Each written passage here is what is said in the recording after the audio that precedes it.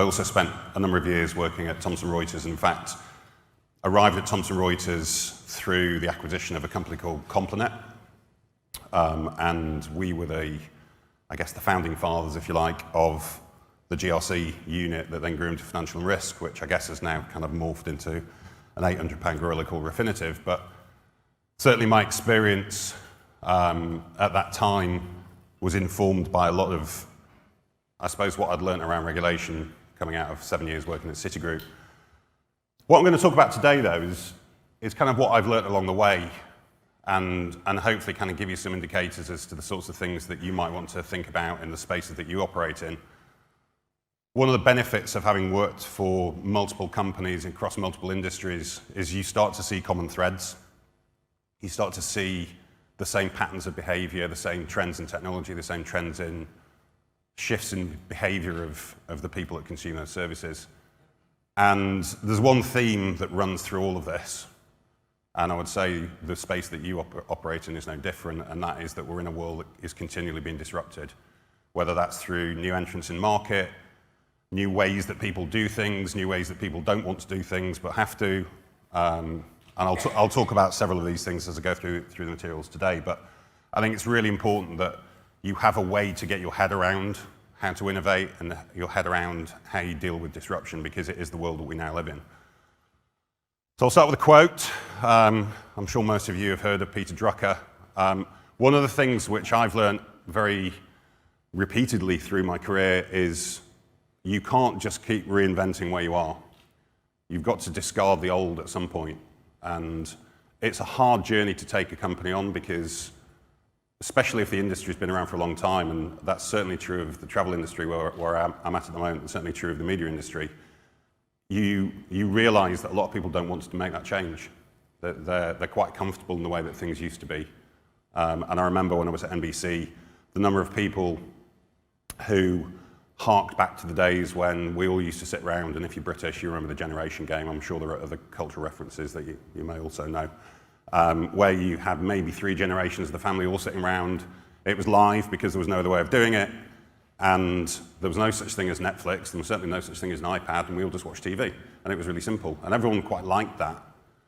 And then suddenly Netflix and Amazon and Apple and Google and all those guys came along, and they just blew that whole industry apart and changed the way we all behave. But you had to leave behind the old in order to try and bring that new in. And if the old is still there, you haven't actually changed, and that disruption is going to get harder. So a little bit of a history lesson now. So this is trying to sort of go into the speed that technology is changing the world now. And I thought I'll go right the way back to 1975, and I can just about remember this, as much as my grey hair would say otherwise. In 1975, no such thing as a personal computer. There were computers, of course, but there's no such thing as the PC. 10 years later, nearly $2 billion of sales in 1985. You can imagine what that number must be now.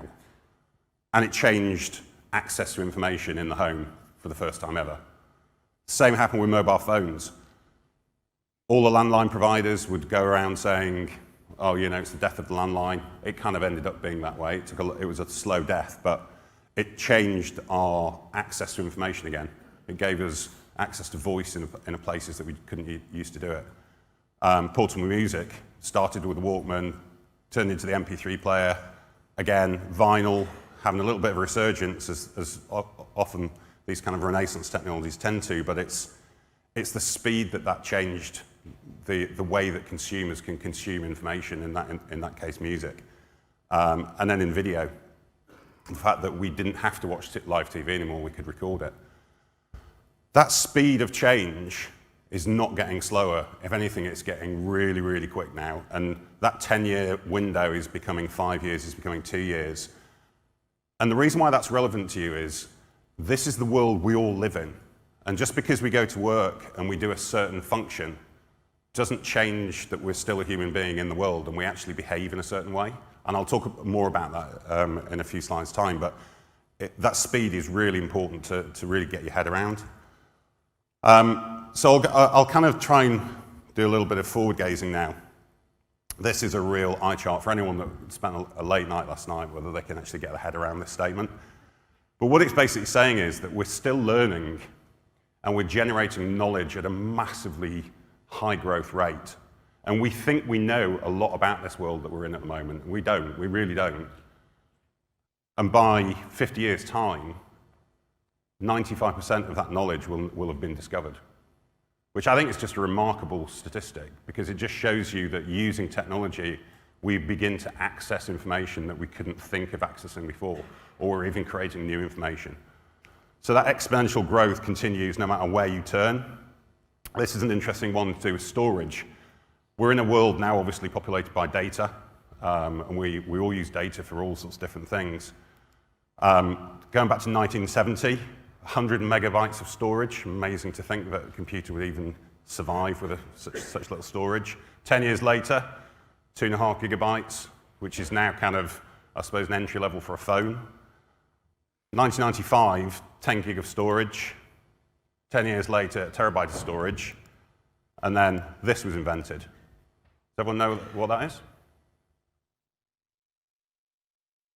It's a micro SD card. So this is like the smallest consumer-grade way of storing information.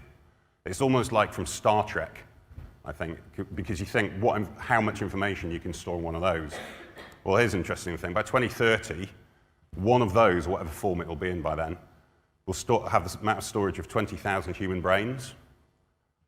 And 2050, it'll store 3 times the brain capacity of the whole human race on one of those little devices. You just think what you can do with that, how much information you can carry around with you. But then do you need it? What about the growth of the internet? So 2012, so not that long ago, 400 million mobile internet users. By 2020, that will be 5 billion people on the planet will be connected to the internet. I'll give you an interesting statistic. There are more people in the world connected to the internet than have clean water. So if you want to talk about people prioritizing what's important to them, and the way that the internet connectivity is now pushing itself into all manner of different walks of life, I think that's quite an interesting statistic. This thing was invented called an exaflood, which is basically the growth of traffic on the internet. Again, in 2012, 44 exabytes, which is a billion bytes, I think. It's a lot, anyway. So we're not in a world anymore where we don't have the internet, or we hopefully don't. We're now in a world that everything gets connected together, whether it's a fridge or a car. But what do you do with it? So how do you actually capitalize on the growth and change in all this technology? I put this one up here. I know it's a slight sort of diversion away from the context of this conference, but I think this is quite interesting because it's going into a space where the difference between what's real and what's created is getting really, really blurry, and I'm not going to go into fake news because I know that's a topic in of itself. But I'm sure most of you remember this. This was Dire Straits' video. It was groundbreaking of its time because it was the first pop video that had computer imagery in it. This is not a photograph. There is an art movement called the Hyperrealistic Art movement. Somebody's actually drawn this using a computer. And they do it in a way because they want to try and make it as realistic as is humanly possible. And in essence, they try and make it look like a photograph. That's now happening in moving images to the point that you can actually create this quality of information using somebody's face scan and make them say anything you want. So again, we're now entering a world where the blurring of what's real and not real because of technology is just getting really complicated to navigate. And it's scary because it's kind of, what do you do about it? Anna and I were having breakfast this morning and I said, it's interesting that the pace that regulation moves, the pace that the lawmakers and policymakers move, has really dropped behind the pace that technology's moved in all manner of different ways. And it's almost becoming an ethical question now. So it's just because you can do it doesn't mean you should do it.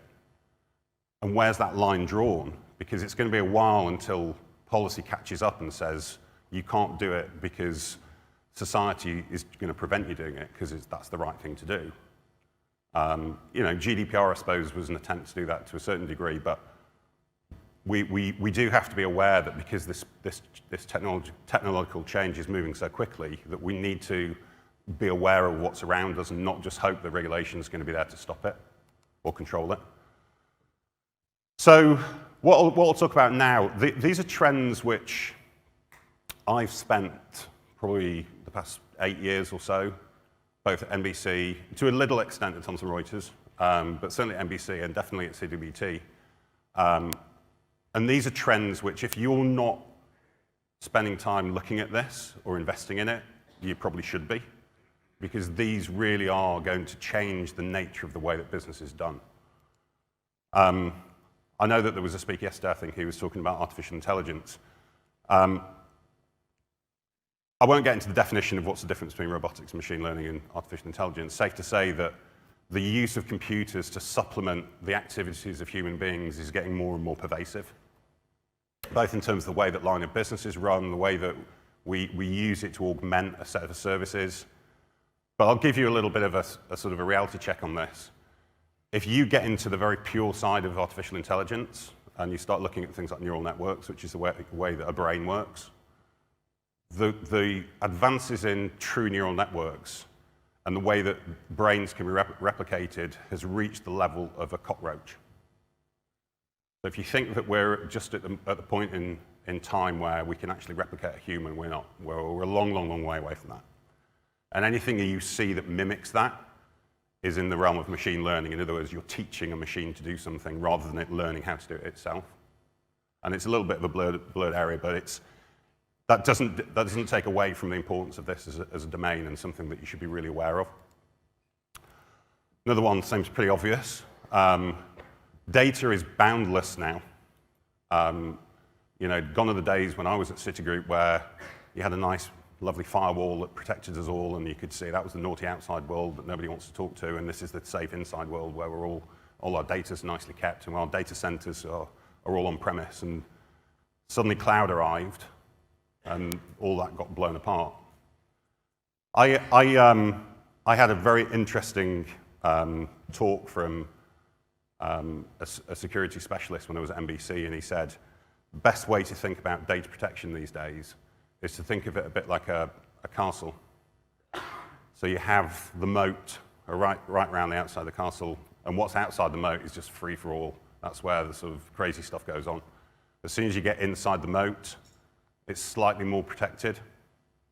Then you get inside the tower, and that's even more protected. And then you get to the top of the tower where there's a locked door, and that's even more protected. And in the data context, you just got to assume that anything that is kind of in that outer area is going to be breached at some point. It just will. And it's just a question of containment and classification of data and knowing what data is being used for what purpose. And if the stuff that really, really matters, protect it in that tower. And I thought it's really interesting because it changes the whole paradigm and the whole idea about data management, data governance. And it can be harnessed a huge advantage, particularly if you start to blend it with what was mentioned about robotics and artificial intelligence. But you've got to be really careful, and back to that question of ethics. Just because you can find something out using data, Cambridge Analytica, doesn't mean that you should, because that leads into very, very dangerous space. And all it does is it creates mistrust, and it creates a world where people don't want to use data for the purpose in which it was originally intended because somebody's abused it. So be aware that this data world that we're in is boundless. And I mean that in context, I don't mean in physical, because obviously it's got to be somewhere. And this one's an interesting one. That this is something which I've long spoken about, which is this idea of human conditioning. And whether we want to hear this and whether we like to hear this or not, it is a truism. So, show of hands, if you do not own a smartphone. Right, for those at the front, I can assure you that nobody put their hand up. Show of hands, who does not have some form of internet access at home? Again, no show of hands. That has created a very, very different set of behaviors in all of us. The way that we rely on the computer that we carry around in our pockets. And to give you an example, the very, very first iPhone that was released back in 2007 had 10,000 times more compute power than all of the computers that put the first man on the moon, and you've got it in your pocket. And that was Gen 1, and we're on Gen 11 now. Do you think how much power exists that you carry around with you and what you can do with that power of information? And then you add to that the internet connectivity and the processing and the data storage and cloud and all of that. We're now heavily reliant on it. And it changes the way that we expect to see data, the way in which we expect to consume information. And there's a huge responsibility on anyone that works in a world that has data and data governance as part of it. Because it's not a question of you have what I give you, it's a question of I'm going to tell you what I need. And you've got to keep a pace with technology to make your services relevant because of how we've been conditioned to use this technology. So for me, I'm often asked about kind of what products people spend money on and what have you. I don't think it is actually about that. It's more about how you act and how you operate. Because how you do things, if you do them in the right way, you can pretty much achieve whatever you want. If anyone recognizes this logo, it's a slight sort of morphed version of the Blockbuster logo. Here was an organization who was very successful. Very successful in its rental business. Didn't notice Netflix coming around the corner. Thought Netflix was not going to survive. And guess what? It did. And I could give you countless other examples, Kodak being another. The idea being is that you have to think about how to innovate, and innovation can come from a place that you don't expect it. So it could actually be a service that spins up that you think, well, how's that relevant to me? And it suddenly becomes relevant to you. So the way that I think of this is, this is a little bit of wordsmithing, but I think it's a really important point to make. You can go out and you can invent anything, okay? But for me, an invention doesn't inherently have commercial value.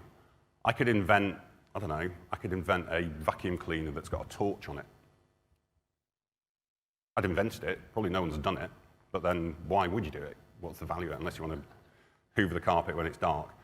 But the point being is that people spend a lot of time inventing things, and invention is a very, very good thing because it gets people thinking about how to do new things that they didn't do before.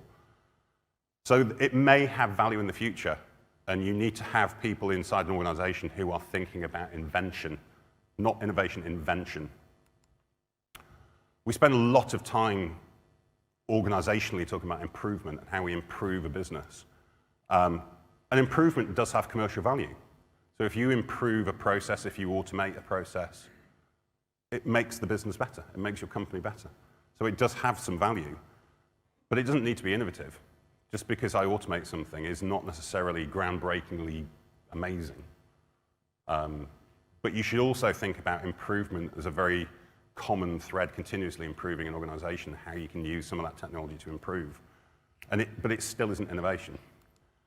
So for me, innovation is taking either an invention, so something no one's done before, or an improvement that somebody needs to make, and then use it to deliver really sustained commercial value. To me, that is a really powerful definition of what innovation is, because we hear about innovation all the time, and I don't think everyone really kind of knows what it should mean. And that's why I think it's important that you kind of almost create that lexicon of innovation for your organization so that you know what your North Star is when you're thinking about investing money in this.